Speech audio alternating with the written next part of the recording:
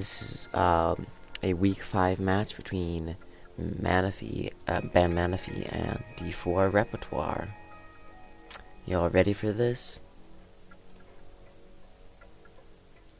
Needle Lax, immediately from Needle King's side, we can see a Thief or a Lovely Kiss. Thief on Lax is just probably the best target. It's really amazing to get. Of course, if it's not a Thief set, then that is not an option. Lax could stay in here. If it stays in here, it's almost definitely Sleep Talk. Or it could just go to Zapdos turn 1.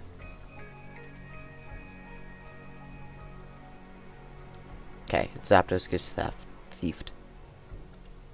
Goes to Zapdos response, knowing that he doesn't really want to take on hidden power. You do lose the Nido versus Zap. Zap wins that matchup if both are full. And no counter shenanigans. So we see 2 Raikus. Thunderbolt Raikou and Nidoking.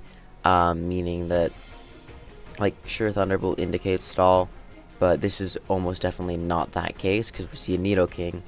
And then looks like double electric stuff from Manaphy. Also another Thunderbolt Raikou.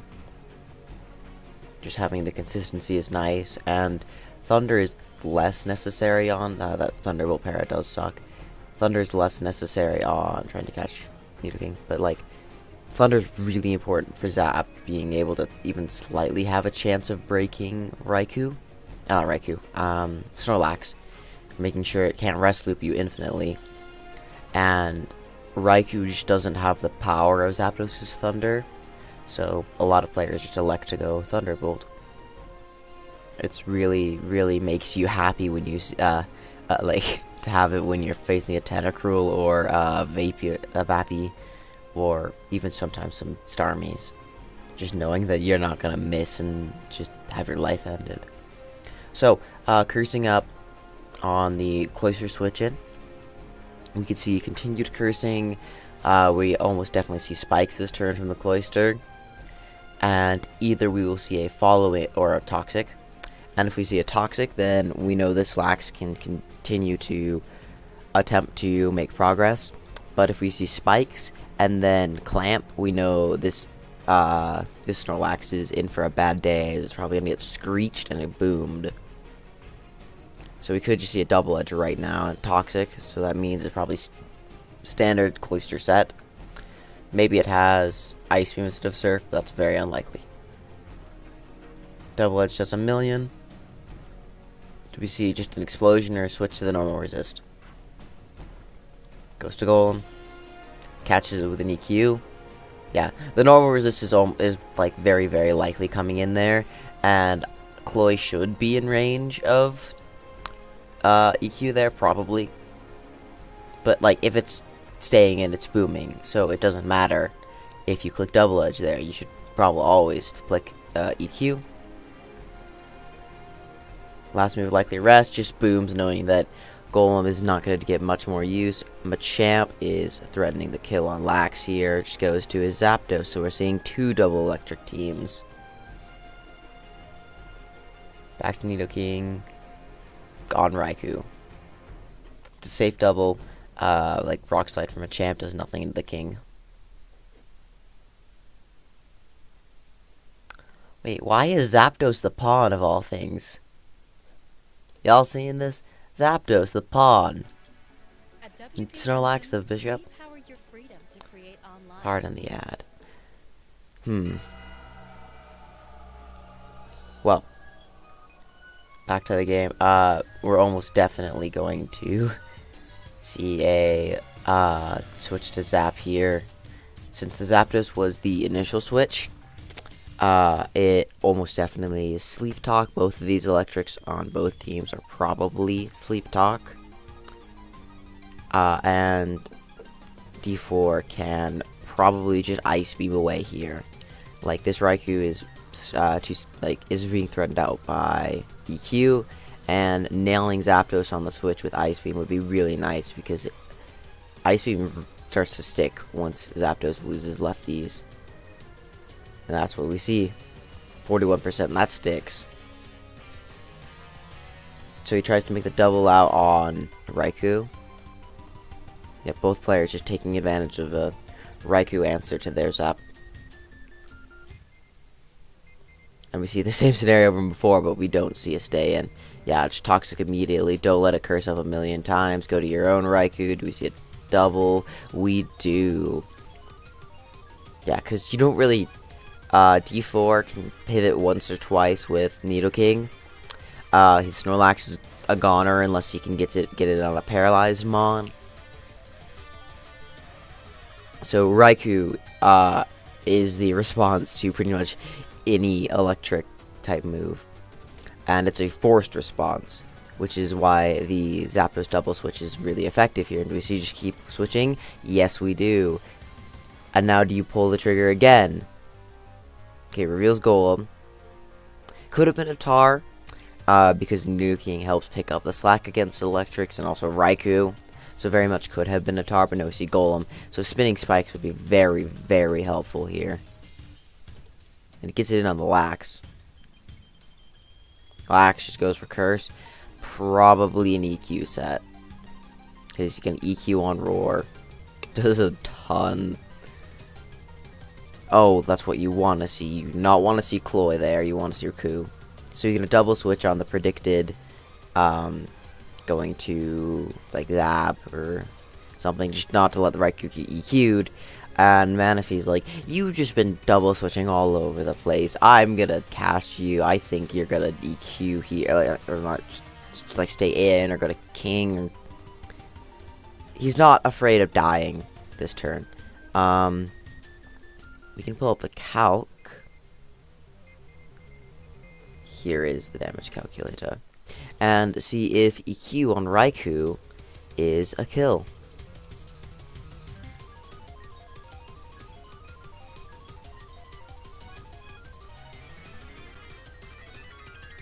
And for your convenience, we'll do that. So, GSC, Raikou. Doesn't matter which set you put in, both are going to have the same stats. And Golem. Rapid Spin. Yeah, so he knows he lives EQ.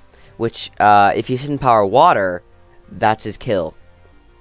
Hidden Power Water shouldn't change the EQ roll by too much, like maybe 2 or 3%. And the Raikou is at 92, 96. It was about that range. So maybe he can claim a free kill on the Golem, and then he's back to having the only response to his electric type offense being the Raikou, which is getting slowly beaten down. We don't know if it's Rest Talk. Nidoking can't really stave it off for long. Lax is in no position to check the electrics.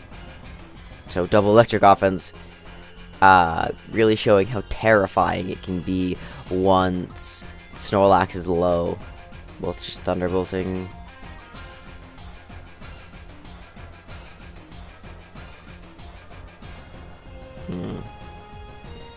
So now we see a switch out to Machamp on the probably on predicting rest. Just like take a thunderbolt, doesn't do much. Curse is up on the Zap. Thunder's really gonna hurt here, and you do take a Rock Slide. Yeah, but what do you do here?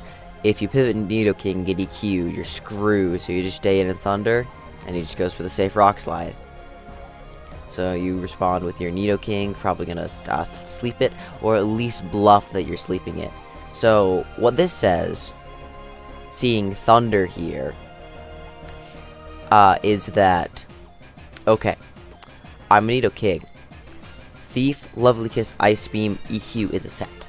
It's a very common, it's like probably one of the more common Thief sets, that, or the one we're seeing right here. The Nidoking's faster, and it's threatening to sleep the Machamp. Now, predicting that Manaphy is going to respect the possibility of sleep and switch out, he's going to use an attack. He's Thunder, showing us two things. First, he definitely doesn't have Lovely Kiss, because Ice Beam Thunder Nidoking would be shocking without EQ as last. You're just like infinitely walled by Snorlax, even with lefties on the lax. And then also that he's either aiming to murder the Cloysac or just get damage on the Zapdos as like a middle ground. Yeah, but definitely does not have Lovely Kiss. And Manaphy stays in, saying either you're bluffing, you're probably bluffing, or that I can just take a kill here. Like, yeah, just called him on his bluff. Didn't want to get his, or predicting the Zap would just get Ice Beamed here, and not wanting to just lose his Zapdos. Not almost lose his Zapdos, like not lose his Zapdos, of course, it would live, but barely. So Golem on Lax, curses up again.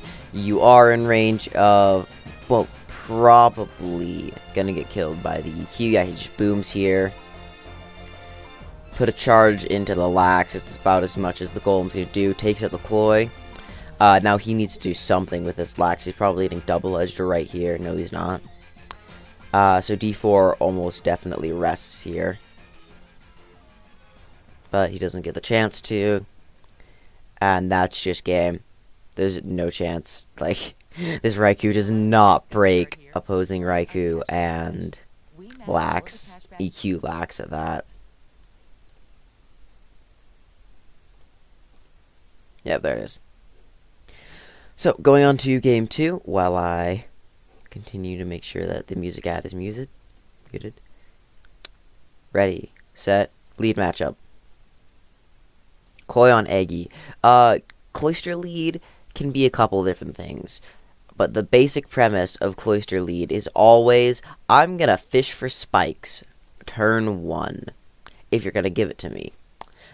Praise on non-Thunder lead Lax, or non-Lovely Kiss, like, Lovely Kiss Lax, like you should get your spikes out and then they sleep Cloy, which isn't always the best. But, it does not like Thunder Lax in the lead slot. Because Thunder, full para. Not Thunder full para, but like Thunder para. I'm rambling. That's what Cloy does. Eggy can be Thief, Stun Spore, Sleep Powder, a mix of the three. Probably not all three on one set. And then Boom tries to like 2-for-1 itself. And also can check a few things. Really, really, really irritating if you have an electric without Hidden Power Ice in the back. So, we likely see a Spike from the Queen, the Cloy, or a switch to Zapdos. And we likely see either like a Psychic, a Giga Drain, a Stun Spore. This Eggy's gonna do its stuff. Raikou, same idea, absorbs Sleep, takes the Psychic. Hidden Power Ice. Do we see just Boom? Eggy is really good at booming on the electrics because they like to come in against it to absorb Sleep. Does not get his Zap, not get on words. So we see Cloy Zap. Probably going to Lax because his Q's dead.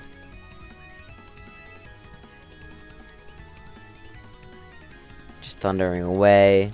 Gets the para. And he rests, so he's out of range. So is this Sleep Talk? No, it is. It is. Sleep Talk EQ. So this is like a wallet type Snorlax. Also, these are wasn't the Snorlax the Bishop the previous match? Well, let's see if there's another Zapdos. At this point, it looks just like maybe it's the same team with nicknames rearranged and sets rearranged. Okay, gets Cloy on a rest. Threatens Boom. Maybe you can just clamp Boom something if he has it. Maybe just Toxics. Maybe he just booms.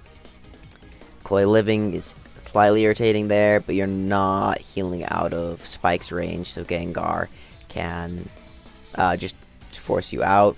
Having Death Fodder is nice. Do we just see an explosion from the Gengar? No. Just chip down that Lax. You live the Slip Talk EQ, but that's only a 33% chance he pulls it. Same thing. You've got a Tarin back. That's lovely to see for D4 fans. Do we see Pursuit? No, we don't. Do we see Rock Slide?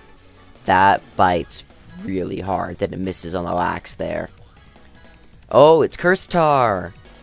Yeah, the Zapdos was pawned before, so this isn't the same set. This isn't the same nickname convention, nomenclature. Holy cow, that is really unfortunate. Do we see just a roar or a rest? Okay, so it's rest curse tar. That's neat. Our last move is almost definitely EQ.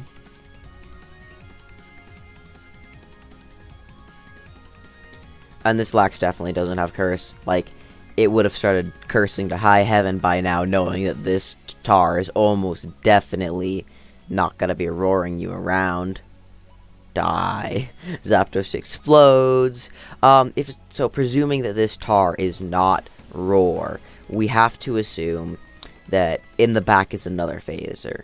Possible options is Whirlwind Zapdos, a second normal resistant phaser, something like that.